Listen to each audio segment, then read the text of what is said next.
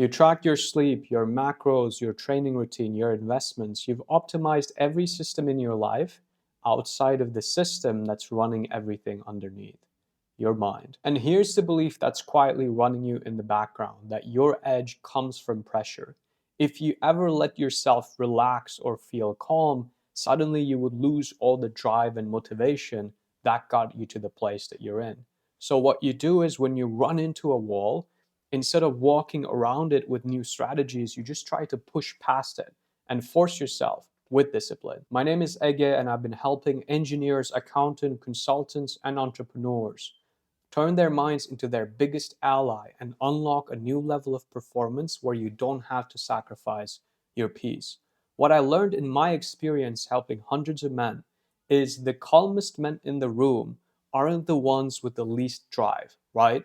They're the ones who stopped confusing performance with pressure. You don't have to choose between calm and performing at a high level. You can actually have both. You just have to build the system underneath the drive that you have. So, in the next 20 minutes or so, I'm going to give you everything I know, why you feel what you feel, how to build the calm that actually sticks and holds under pressure, how to find and fix the hidden patterns that are running your behavior, the map that tells you exactly where you're at in this process, the proof that it works, and where this is all going, which is something that most people don't expect. So, let's get into today's video. Everything today we're going to talk about rests on one reframe. Your mind is not like a fixed personality that you're stuck with. It actually behaves much more like a software, right? The beliefs and the patterns got installed mostly when you were not even old enough to choose them. And anything that was installed earlier on can be understood, debugged, and rewired. And that whole shift changes the whole game, because if you see your mind as a fixed thing, right? Oh, this is just what I was born with, then the only move you have in your arsenal when you're moving towards your goals is more willpower, more discipline, just gritting your teeth. And you already know how that ends for you in the long run.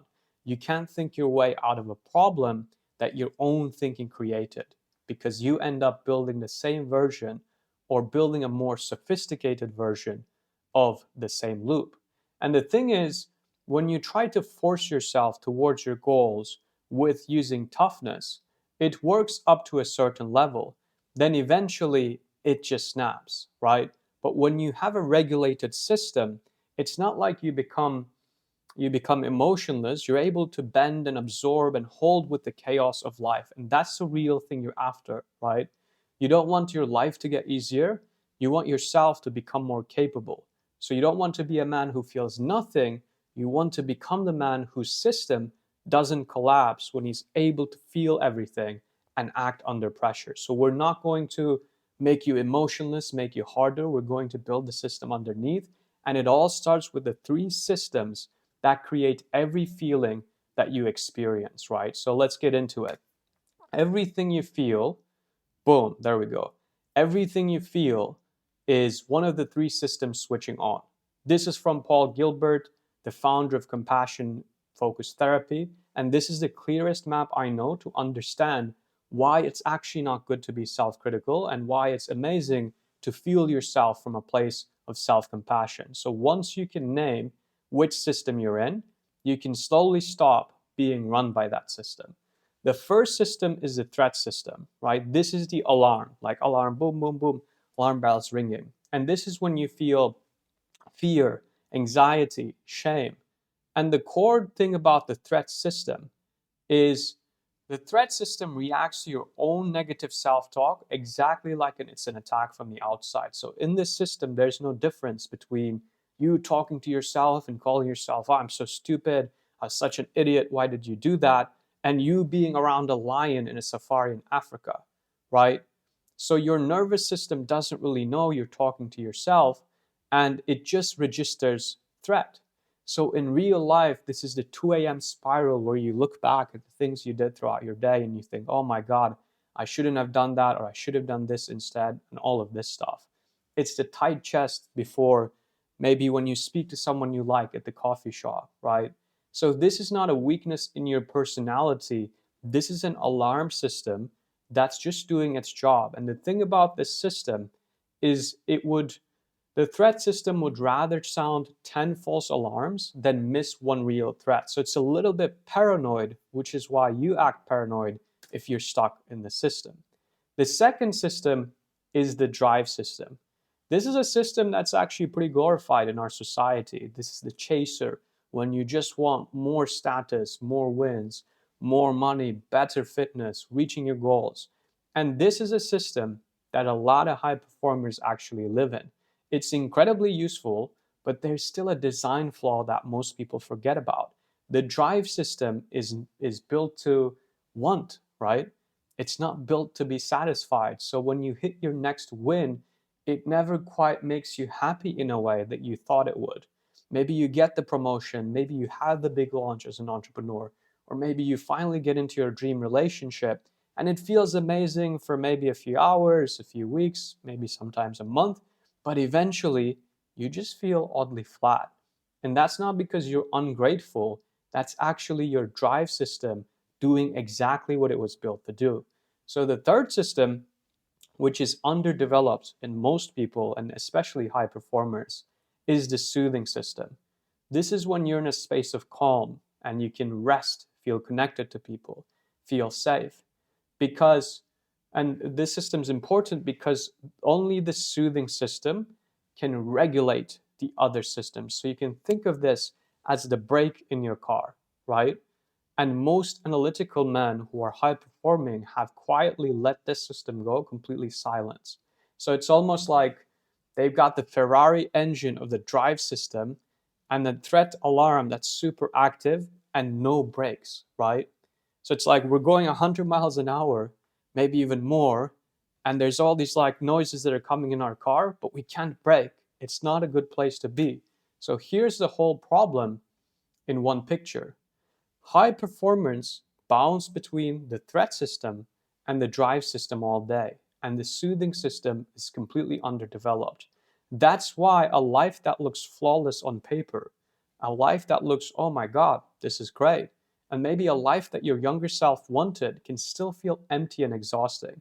And the fix here is not to kill your drive system or numb your threat system.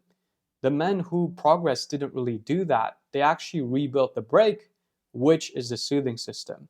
So you can think of this like fuel, right? You can drive yourself with fear, with hunger, or with self respect, with care for the person that you are. And when you drive yourself to a destination with fear or with hunger or even thirst, you burn yourself out.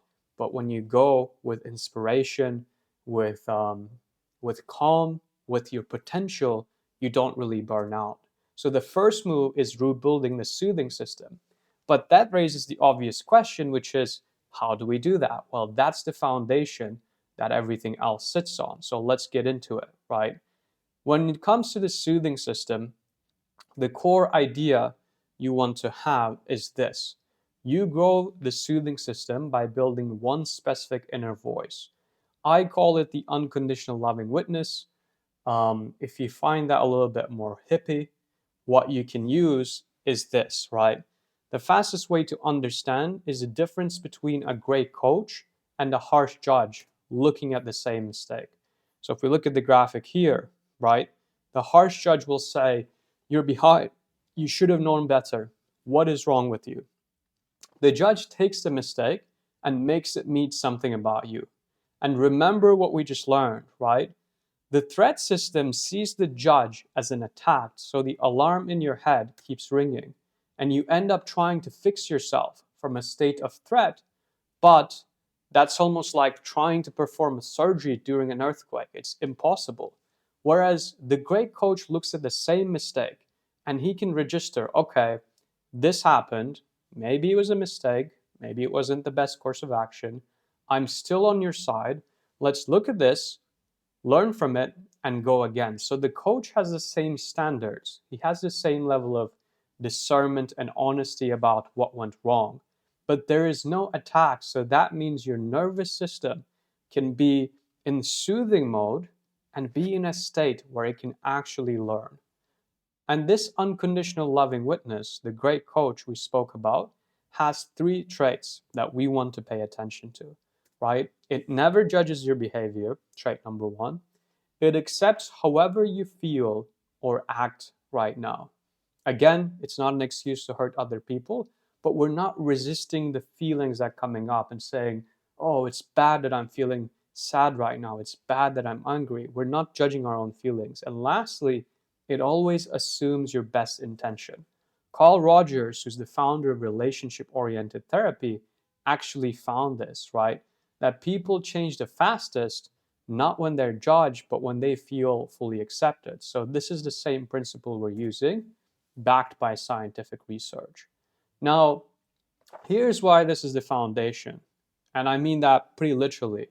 If you think about it, an incredible building, like the most amazing penthouse you can think of, with no foundation, still falls under an earthquake, right? No matter how impressive the design is, how cool it looks, all of that.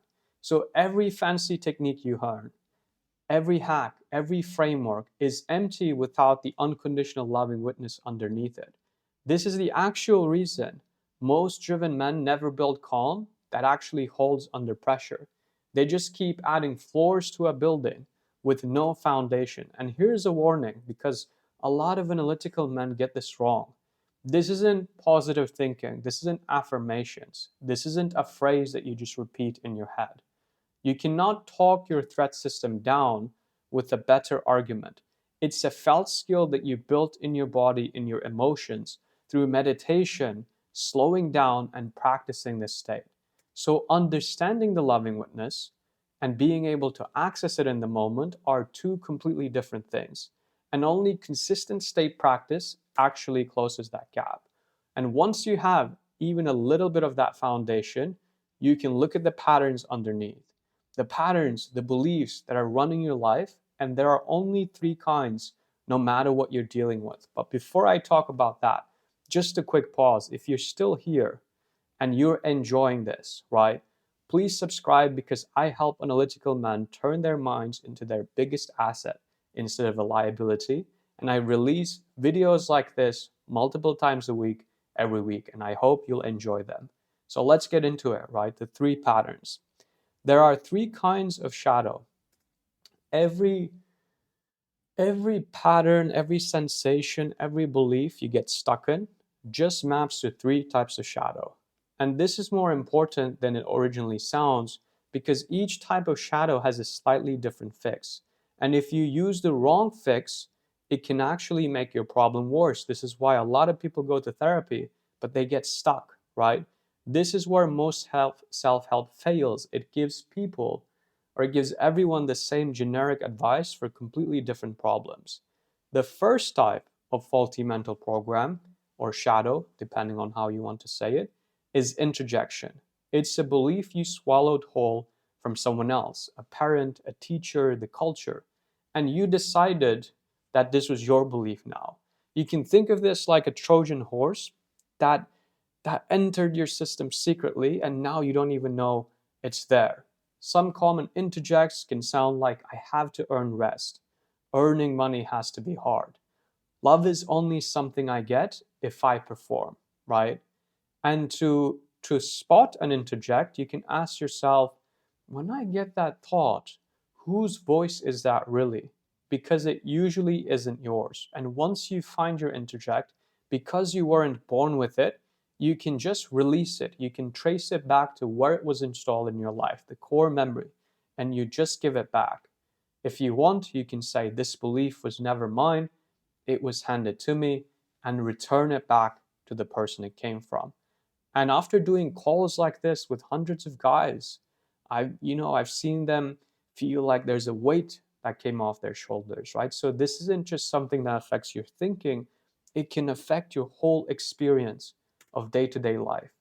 The second one is a projection. This is a disturbance you can't hold inside, so you just send it out to the world. And it's like the thing that irritates you most in other people are often the things that you can't accept in yourself. Maybe you judge someone for not sticking to their word, but you also tell yourself that you're going to do one thing and you don't actually do it in certain areas. Or maybe you can't stand people who are arrogant, and that's a part of you that you disown. You're always quiet even when you're the most qualified people in the room. So the fix for projections is the opposite of an introject. You re-own it. You take the disowned part back, and instead of seeing it out there, you can finally see it in yourself. The third part, or the third type of shadow, is split ego states. This is when two parts of you want opposite things, right? You can think of it like in your mind, there's too many browser tabs open. It can say, I want something deep and meaningful in terms of a relationship, but I also don't want to put in the effort. I want to be single, enjoy my life. And both of these things can be true, and they can pull you in different direction. And you might feel just stuck. You don't know what to do. And maybe you're just lazy, or you say, oh, I have avoidant attachment. That's why it's happening. And the thing is, this is usually not laziness, right? It's just a quiet civil war between the two parts of you. And fixing it isn't about just picking a side and forcing it, right? It's to actually get the different parts into a conversation and integrate them into one decision so everyone feels heard. So, just as a recap, if you have an interjection, false belief from somewhere else, you release it. If you have a projection, disturbance on the outside, but it's actually yours, you re-own it. If you have a split ego state, different voices talking, then you integrate it and you match the fix onto the type that you're working with. If you do that, your belief work gets dramatically faster. But if you don't, you end up spending months or years stuck with the same beliefs, which brings up the last piece of the map, right? How do you even know which stage you're in and whether any of this is actually working for you? That's when we can talk about the 5 stages of healing. So, this is like debugging a program. And what's important to know is you can be in different stages for different beliefs in your life. So maybe you have a belief around money and you're in stage 4, or you have a belief around dating and you're in stage 2. So this is where you are, this is how you tell where you are with each specific pattern you're exploring instead of just guessing. Stage 1 is the unaware stage. The pattern is running you and you don't even know it's there. You just say, this is just who I am, right? Stage 2 is symptom aware. This is the trap most men live in their entire lives. So, for example, you feel like you're not good looking enough and you go to the gym. Now, there's nothing wrong with going to the gym, but if you do it because you don't feel attractive, we also need to address that at a belief layer because you could be the most in shape person in the world and still feel like you're not good looking enough, right? And this is what a lot of self-development industry does because things like gym, productivity, journaling, it feels like progress and it is healthy things. It's just about where your behavior is coming from. But the thing is, if you don't look at the belief, you're just patching the symptom and never actually addressing the root cause. So most of the self-development industry lives here, which is why you feel like, oh, I've been doing this self-development for such a long time, but I maybe still haven't found a resolution. So the core thing to do here at a belief level is to move on to stage 3. Stage 3 is when you're trigger aware. You recognize what happens right before I feel anxious, or I feel angry, or I feel frustrated. Do I get a certain type of silence after text? Am I around a certain type of person? Is it a certain type of the day?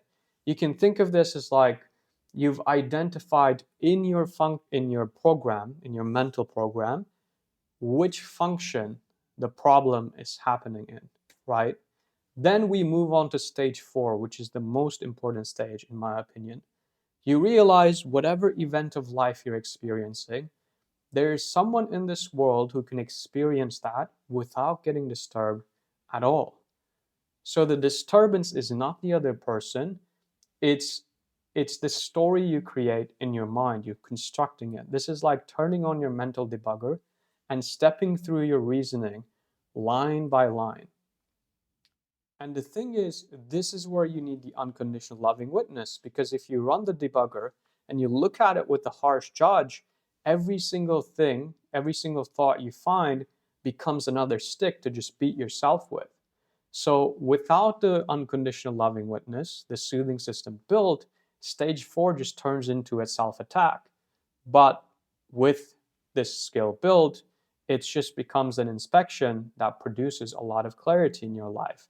And that brings us to stage 5. This is where we find the core experience, right? We trace our belief or sensation back to the original experience where this belief was written into us, and we release it using the right fix for its type. So, this is like the one line of code in your mind where the problem began, where the bug originated from. And that's where the lasting change actually happens. It's not at the symptom, it's at the source. So the question now becomes is, well, this is a lot of stuff. I'm a busy guy. I work 40, 60 hours a week. I've got hobbies, I've got family, I've got friends. How can I turn all of this into a daily process that I can run? And this is where we introduce the RDT loop, which is regulate, debug, and track. The first step is regulate. First, you build the calm, the soothing system through the voice of that great coach, the loving witness, right? This is your foundation. It always comes first because nothing else sticks from a threat state. Then we move on to debug. With that safety in place, you look underneath and start naming the hidden patterns. Which one of the 3 types of shadows is it? Is it a projection? Is it a split ego state? Is it an introjection? Then we track everything. As we apply the fixes to our belief system, we climb through the 5 stages of healing. And obviously, we don't want to do belief work just for belief work. We want to see the tangible effects of this in our lives, right? And the thing with beliefs is you don't get a notification on your phone saying, oh, your trigger around this situation has gone by 50%. That's incredible, amazing work. So that's kind of what we try to do with data-driven actualization. We bring that tracking layer so you can see the change in your life and you don't quit all of the hard work you put in right before everything compounds. So regulate, debug, and track. This is the daily process of how you become a man whose belief system is genuinely stable no matter what's going on in your life. That's how you build the calm that you never have to trade your edge for. But I want to show you one more thing, because this is where it just stops being this cool idea you need to dedicate your life to, but becomes something that's integrated into your life. And that's a big part of what we do in data-driven actualization. So this is the operating system that we're building the whole thing into, right? For clients that we work with, for people in our mastermind. Imagine you just open this dashboard in the morning and it already knows where you are. It reads your data, your streak, your momentum, your progress in the areas that actually matter to you, whether this is identity, beliefs, emotional mastery. And instead of dumping, here are 100 things you can do, which keep analytical men stuck in a state of overwhelm, it just gives you the one thing. Here's the next best step based on everything that we know about you, right? And this is not another dashboard to interpret or make sense of. Think of it as an assistant for your belief system. It's like Jarvis from Iron Man, but for your mind, right? And this is crazy if you think about it. It holds the whole loop, the regulation work, the debugging, the tracking, all in one place. So every single day points back to the lowest friction action that you can take. And here's the honest truth about all of this, right? I think the hardest part was never understanding it.